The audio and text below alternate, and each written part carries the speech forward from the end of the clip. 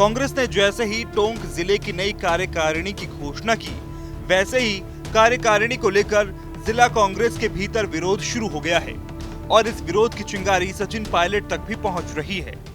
दरअसल जिला कार्यकारिणी में अनदेखी से नाराज कांग्रेस के मुस्लिम समाज से जुड़े कई नाराज ओहदेदारों ने कांग्रेस पार्षद के घर एक बैठक बुलाई और बैठक में कांग्रेस जिला अध्यक्ष को बदले जाने और कार्यकारिणी में बदलाव का निर्णय लिया।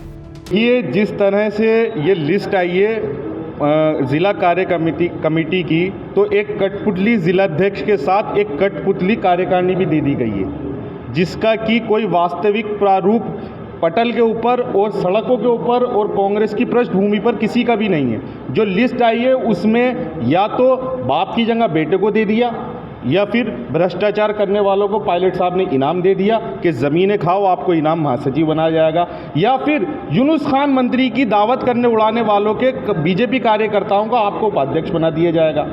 तो ये सारी चीज़ चली सिर्फ पायलट साहब के एक मोह के खातिर।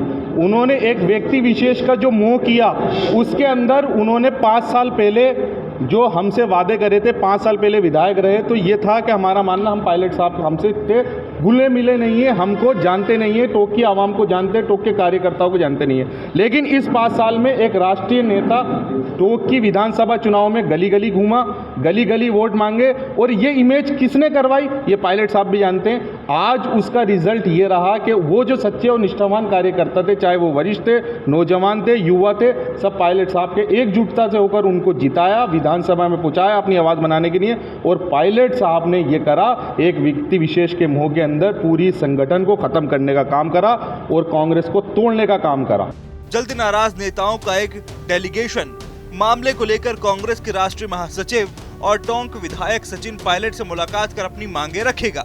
क्योंकि हमारे जो यहाँ के मुस्लिम युवा, मेजॉरिटी के युवाओं ने जो चुनाव में मेहनत की और पायलट साहब को अच्छे वोटों से जिता के पहुँचाया और उनको ज़िला कांग्रेस कमेटी में नज़रअंदाज किया है, तो वो फितरी बात है और ये प्राकृतिक नियम है कि जो लोग मेहनत करेंगे और उन्हें नज़रअंदाज किया जाएगा तो उनके दिमाग में, दिल में रोष पैदा होगा, अफसोस पैदा होगा, और जिसको हमने बनाया है उसके सामने अपनी बात रखने का सबको मौका है, और वही हम कर रहे हैं। हम कोई बगावत नहीं कर रहे। कांग्रेस जिम्मेदार भाई, आज हमारे जो प्रतिनिधित्व कर रहे हैं जिम्मेदार वही हैं, और कौन जिम्मेदार होगा?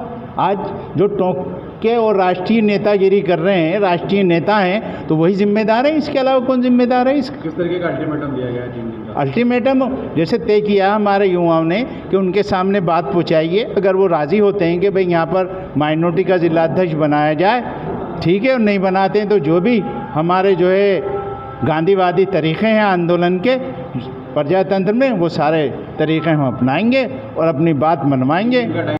नाराज नेताओं में शामिल कांग्रेसी पार्षद, कांग्रेसी अल्पसंख्यक जिला अध्यक्ष से जुड़े नेताओं ने अल्टीमेटम भी दे दिया है। 3 दिन में अगर उनकी मांगे नहीं मानी तो वो पायलट के सिविल लाइंस स्थित आवास के बाहर धरने पर भी बैठेंगे। अभी जो कार्यकारिणी उनकी आई हमारे अध्यक्ष जी की, उस कार्यकारिणी में माइनॉरिटी को जो प्रतिनिधित्व मिलना चाहिए था वो नहीं मिला।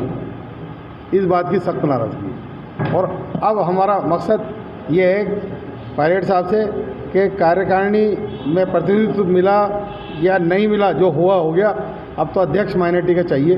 हम इसके लिए पुरजोर कोशिश करेंगे और पायलट साहब से बात भी करेंगे। आपको बता दें कि टोंक जिले की नई कार्यकारिणी में 72 नेताओं को पद दिए गए हैं।